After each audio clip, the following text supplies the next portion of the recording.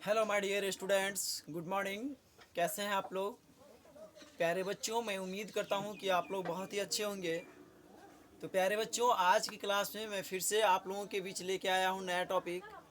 आज का हमारा टॉपिक है क्लास 7th का सुगम गणित का एक्सरसाइज नंबर 2B, जिनका प्रश्न संख्या 1 से लेकर के और 6 तक के हमने पिछले वीडियो में कर चुके हैं सॉल्यूशन। ठीक है, तो प्यारे बच्चों, यदि आप हमारे पिछले वीडियो को नहीं देखे हैं तो आप हमारे प्लेलिस्ट में जा कर के और पिछला वीडियो को देख लेंगे।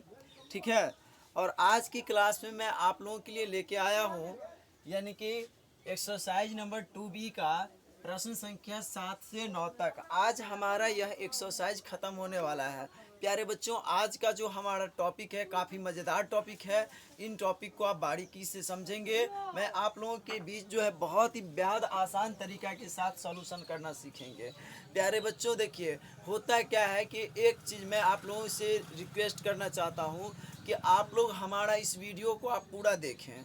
ठीक है, आपको कैसा लगता है ये चीज़ कमेंट में ज़रूर बताइए, क्योंकि बहुत से बच्चे हमारे इस वीडियो को देखते हैं लेकिन वो कमेंट नहीं करते हैं उनको कैसा लगा। जब तक आप हमें यह चीज़ नहीं बताइएगा कि आपको यह वीडियो कैसा लगा, तब तक मुझे कैसे पता चलेगा कि हम जो ये वीडियो आप लोगों को दे रहे हैं, ये सेवा जो मैं आप लोगों को बीच दे रहा हूँ, ये कैसा रहा, ये मुझे कैसे पता चलेगा। ठीक है, तो मुझे इस चीज़ की जानकारी होने के लिए आप लोगों को जो है हमारे इस चैनल को यदि अच्छा लगता है तो हमारे इस वीडियो को लाइक कीजिएगा, चैनल को सब्सक्राइब कीजिएगा। और यह वीडियो मैं जो पढ़ाता हूँ, ये मेरा एजुकेशन आप लोगों के बीच कैसा लग रहा है, आप लोग कमेंट सेक्शन में अपना राय ज़रूर दीजिएगा। तो प्यारे बच्चों, ये मैं किसी भी वीडियो में ऐसा नहीं बोल रहा था, इसलिए मैंने पर्सनली इस वीडियो में बोला हूँ। और आप लोगों को यह चीज़ मैं बता दूं कि समय को अब हम ना बर्बाद करेंगे और हम आपकी क्लास को स्टार्ट कर रहे हैं। ठीक है, हम आप लोगों को यह बता दें कि देखिए, आप कमेंट में अपने राय को ज़रूर बताइएगा। ठीक है, तभी तो मुझे पता चलेगा। तो प्यारे बच्चों, अब हम समय को बर्बाद न करते हुए आज की क्लास को स्टार्ट करते हैं। प्यारे बच्चों, क्या लिखा हुआ है प्रश्न संख्या 7 में कि अमृता 20.3/4 मीटर कपड़ा खरीदी। 1 मीटर कपड़े का मूल्य 72 रुपया है।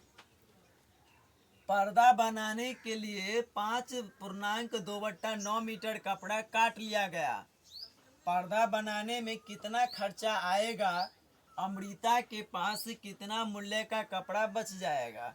प्यारे बच्चों, जब लैंग्वेज बेसिस प्रश्न आए तो आप घबराइएगा नहीं। पहले उस प्रश्नों को आप बारीकी से पढ़िए, उसको समझिए। एक बार में नहीं समझ में आता है, दोबारा पढ़िए, दोबारा नहीं समझ में आता है, तिबारा पढ़िए। लेकिन आप प्रश्नों को देख करके ही भागने की कोशिश मत कीजिए। ठीक है बच्चों, आप इनको दोबारा फिर से पढ़िए। क्या कह रहा है? कह रहा है क्या कि अमृता 20.3/4 मीटर कपड़ा खरीदी है। अमृता ने किसी मैंने क्या किया, दुकान में गया और वहाँ से वह 20.3/4 मीटर कपड़ा खरीदी। 1 मीटर कपड़े का मूल्य जो है वो 72 रुपया है। तो पर्दा बनाने के लिए 5.2 मीटर कपड़ा काट लिया गया। ठीक है, पहले नंबर, सबसे पहला नंबर तो ये समझे कि पर्दा, हाँ, बनाने पर्दा बनाने में लगा कपड़ा कितना है? तो 5.2/9 मीटर है। ठीक है, कह रहा है 1 मीटर कपड़े की कीमत कितना है? 1 मीटर कपड़े की कीमत जो है वो 72 रुपया है। तो अब हम क्या करेंगे बच्चों कि सबसे पहले इन पूर्णांक को तोड़ करके और हम इनको हम गुना कर, हाँ, पूर्णांक को तोड़ लेंगे। अब चलिए इसको पहले हम देख लेते हैं कि आगे क्या कर रहा है। कह रहा है कि ये जो यानी पर्दा वाला कपड़ा है वो है 5.2/9 मीटर कपड़ा काट लिया गया। पर्दा के लिए जो है 5.2/9 मीटर कपड़ा काट लिया गया। पर्दा बनाने में कितना खर्च आएगा? प्यारे बच्चों, आप इस बात को समझिए। कह रहा है कि जब 5.2/9 मीटर कपड़ा इस थोक में से काट लिया गया तो उसको पर्दा बनाने में कुल कितना रुपया की खर्च हुई?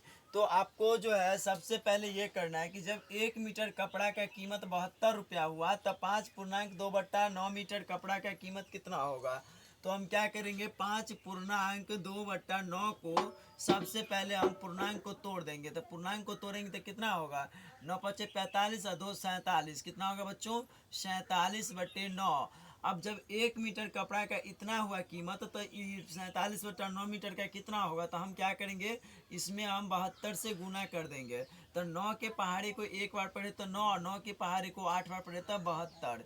यानी कुल जो है हमारा आंसर कितना होगा, 7 8 56 के 6, 7 8 56 के 6 हासिल 5, 4 8 32 और 5 37। यानी कि पर्दा बनाने में कुल खर्च जो होता है, पर्दा बनाने का कुल खर्च जो होता है वो कितना हुआ, कुल खर्च जो है आपको यानी 376 रुपया प्राप्त हुआ। ठीक है, इसके बाद फिर से हमको क्या कह रहा है, सो थोड़ा ध्यान दीजिए। कह रहा है अमृता के पास कितना मूल्य का कपड़ा बच गया। तो प्यारे बच्चों सबसे पहले अब कितना मूल्य का बचा, यानी क्या रुपया के कपड़ा बच गया, इसको जानने से पहले हमको यह चीज़ जानना होगा कि अमृता जो पूरा थोक जो 20.3/4 मीटर कपड़ा खरीदा था उसमें से उन्होंने कितना कपड़ा जो है काट करके पर्दा बना दिया, ये चीज़ पहले हमको ज्ञात करना होगा। और उसके पास कितना बचा हुआ ये चीज़ ज्ञात करना होगा। तो सबसे पहले हम क्या करते हैं कि इसको 20.3/4 में से हम क्या करेंगे कि जो यानी 5.2/9 को घटा देंगे, 5.2/9 को घटाएंगे तो कितना हमारा आंसर प्राप्त होगा, 4 20 चौका 80, 80 या 3 83, 83/4 माइनस 9×5 = 45 और 2 47, 47/9। अब हम क्या किए कि 4 और 9 का एलसीएम किए तो 36 हो गया। 4 को 9 बार पढ़े तो 36, तो 3 को 9 बार पढ़े तो 27 के साथ हासिल 2, 8 9 72 और 2 72 2 74 होगा। ठीक है, यानी कि 747 माइनस, अब इसको हम 9 को 4 बार पढ़े तो 36, तो 47 को 4 बार पढ़े तो कितना होगा, 7 चौका 28 के 8 हासिल 2, 4 चौका 16 2 18, यानी कि 9 चौक 36, 7 चौक 28 के 8 हासिल 2, 4 चौका 16 2 18। अब हम क्या करेंगे कि 747 में से 188 को हटाएंगे तो 7 में से 8 ने घटाई, इससे 5 चलेंगे, 1 7 17, 17 में से 8 गया था 9 बचा।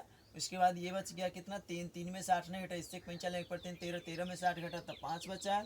ये बचा कितना 6, 6 में से 1 गया तो बच गया 5, यानी 559/36 हो गया। तो ये जो है 559/36 मीटर कपड़ा अभी जो है इनके पास, अमृता के पास बचा हुआ है। तो अब हमको ये पता करना है बच्चों, अब हमको ये चीज़ पता करना है कि कितना मूल्य का कपड़ा बचा हुआ है। तो हम जानते हैं कि 1 मीटर कपड़ा का कीमत जो होता है बच्चों 72 रुपया होता है। तो टोटल हमको जो है 559 मीटर कपड़ा, 559/36 मीटर कपड़ा बचा हुआ है। तो इसमें हम क्या करेंगे, इतना कपड़ा तो बचा हुआ है तो इसमें हम क्या करेंगे, 72 से हम गुना कर देंगे। तो 36 से कम 36, 36 दूनी 72। अब कितना प्राप्त हुआ कि 9 दूना 18 के 8 हासिल 1, 5 दूना 10 हासिल वाला 1 कितना होगा, 11 के 1 हासिल 1, 5 दूना 10 और हासिल वाला 1 जोड़ेंगे तो 11, यानी कि 1118 रुपया की जो है वह कपड़ा अभी बचा हुआ है। का कपड़ा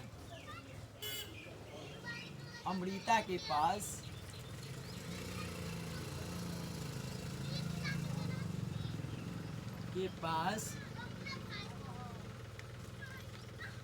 बची हुई है। ठीक है, यही हमारा आंसर प्राप्त हुआ। ठीक है, इसके बाद फिर से बच्चों हम प्रश्न संख्या हम 8 को पढ़ेंगे। प्रश्न संख्या 8 में कह रहा है कि चावल का मूल्य 18 रुपया प्रति किग्रा है, चीनी का मूल्य 21 रुपया प्रति किग्रा है और आटा का मूल्य 16 रुपया प्रति किग्रा है। शुभम ने 5.2/3 किग्रा चावल, 3.4/7 किग्रा चीनी और 10.1/4 किग्रा आटा खरीदा। उसने कुल कितना रुपया का सामान खरीदा। प्यारे बच्चों आप ऐसे समझिए कि शुभम कोई एक विद्यार्थी है, कोई एक लड़का है। आप ही मान लीजिए, आप अपने आप में समझ लीजिए कि आप हम हैं। तो आप गए मार्केट और वहाँ मार्केट में जाने के बाद आपको जो है हर सामान का रेट अलग अलग नज़र आ रहा है। चावल जो है 1 केजी चावल का दाम 18 रुपया है।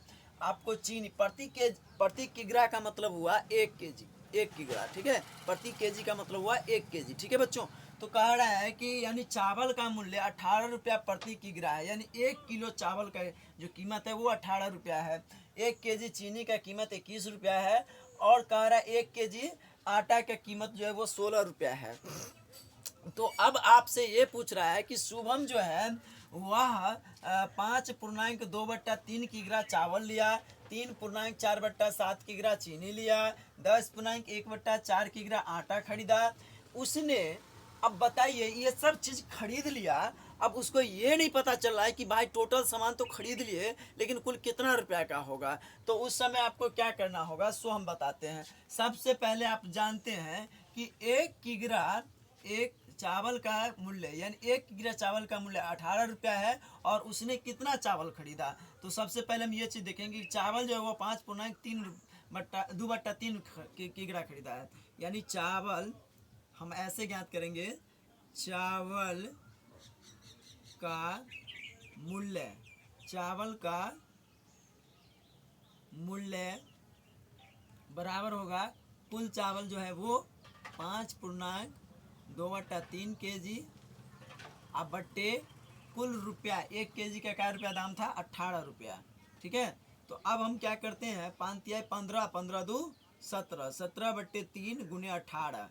अब हम 3 एकम 3 और 3 छक 18, तो अब 17 छक्के 102, यानी 102 रुपया जो है उसको चावल में खर्च हुआ है, ठीक है।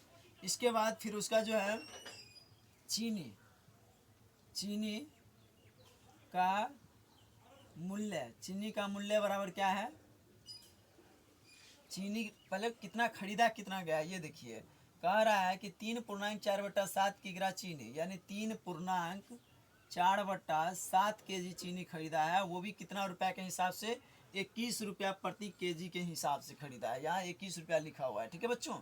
इसके बाद हम क्या करेंगे, सबसे पहले हम ये चीज़ करेंगे कि ये जो 3 पूर्णांक में है ना, इस पूर्णांक को पहले तोड़ेंगे। तो 3 सत्ते 21, 21 25, 25/7, 7 × 21, क्योंकि 21 रुपया प्रति केजी है। तो 7 को एक बार पढ़े तो 7, 7 को 3 बार पढ़े तो 21। अब हम देख रहे हैं कि 25 × 3 बराबर 25 दिया है 75। ये 75 रुपया का जो है से वो चीनी खरीदा। फिर हम चीनी खरीदा। इसके बाद फिर हम देखते हैं आटा का मूल्य। आटा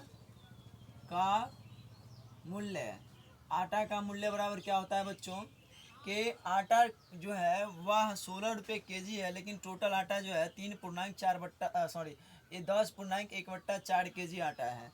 10.1/4 केजी आटा का 16 रुपया के हिसाब से आपको रेट फिक्स करना है। तो आप क्या कीजिएगा, सबसे पहले कि ये जो 10.1/4 है इसको पूर्णांक को तोड़ दीजिए। तो पूर्णांक को तोड़िएगा तो 10 चौका 40, 40 में एक जोड़ेंगे तो कितना होगा बाबू, 41 होगा। 41/4 गुने ये वाले 16, ठीक है। 4 एकम 4, 4 चौके 16। अब हमको प्राप्त हो रहा है कि 1 को 4 बार पड़े तो 4 और 4 को 4 बार पड़े तो 16। 164 रुपया का आटा खरीदा गया। तो प्यारे बच्चों, अभी तक तो हमने ये चीज़ पता कर लिया है कि चावल कितना रुपया का हुआ, चीनी कितना रुपया का हुआ और आटा कितना रुपया का हुआ। लेकिन आगे आपको प्रश्न ये कह रहा है कि उसने कुल कितने मूल्य का सामान खरीदा। आप जो अगर बाज़ार में जो गए तो ये तो समझ गए कि इतना का चावल हुआ, इतना का आटा हुआ, इतना का मान लीजिए कि मतलब चीनी हुआ, लेकिन कुल आपको कितना रुपया, घर पर आए तो पिताजी आपसे पूछते हैं कि बाबू कुल कितना रुपया आपको खर्च हुआ, तो आप क्या बताइएगा उस टाइम। तो उस टाइम आपको क्या करना होगा, सारे पैसों को जोड़ना होगा। यानी कि चावल, चीनी,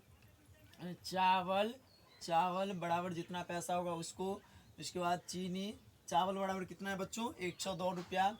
चावल बराबर 102 रुपया। चीनी बराबर कितना है, चीनी बराबर जो है 75 रुपया। इसके बाद आटा का मूल्य कितना है बाबू, आटा का मूल्य जो है, आटा का मूल्य 164 रुपया है। अब इन तीनों को हम क्या करेंगे, जोड़ देंगे। तो 2 और 5 7, 7 4 11 के 1 हासिल 1, ठीक है। इसके बाद 0 और 7 को जोड़ेंगे तो 7, और 6 को जोड़ेंगे तो 13, 13 और हासिल वाला 1 जोड़ेंगे तो 14, 14 के 4 हासिल 1। इसके बाद 1 और 1 को जोड़ेंगे तो 2 और हासिल वाला 1 3, 341 रुपये का टोटल आपको खर्चा हुआ। प्यारे बच्चों, इस प्रकार से हमारा प्रश्न का आंसर हुआ कि कुल जो है चावल, चीनी और आटा मिला करके हमें 341 रुपया हमने मार्केट में क्या किया, खर्च किया। ठीक है। इसके बाद फिर से हम प्रश्न संख्या 9 को सॉल्व करना सीखेंगे। प्यारे बच्चों, प्रश्न संख्या 9 में कह रहा है कि किसी कक्षा में 48 विद्यार्थी है, यदि कुल विद्यार्थी का 5/8 भाग छात्र हैं, उस कक्षा में छात्रों की संख्या क्या होगी। देखिए, कह रहा है कि किसी विद्यालय में गए और 48 गो विद्यार्थी है। मान लीजिए किसी विद्यालय में गए, किसी विद्यालय के किसी कक्षा में गए और वहाँ आपको पता चला कि उस कक्षा में मात्र 48 स्टूडेंट्स हैं। ठीक है। लेकिन आपसे कह रहा है यदि कुल विद्यार्थी का, यानी उस पूरा विद्यार्थी का 5/8 भाग छात्र हैं। ठीक है। कुल जो 48 को विद्यार्थी था उसका 5/8 भाग छात्र हैं, तो कह रहा है उस कक्षा में छात्रों की संख्या कितनी होगी। ठीक है। यानी कि आपसे ये पूछ रहा है कि 48 का 5/8 भाग कितना छात्र होगा, ये आपसे पूछ रहा है। तो आपको सबसे पहले सिंपल वे में क्या करना है, 48 का 5/8 भाग पूछ रहा है ना। तो क्या कीजिए, 8 एकम 8 और 8 छक 48, कितना प्राप्त हो गया बच्चों आपको, 6 गुने 5, यानी 6 गुने 5 बराबर 6 पंचे 23, 30 जो है विद्यार्थी आपको उस कक्षा में होगा। तो प्यारे बच्चों, आज का क्लास आप लोगों को कैसा लगा, आप लोग कमेंट सेक्शन में बताइएगा। जय हिंद, जय भारत।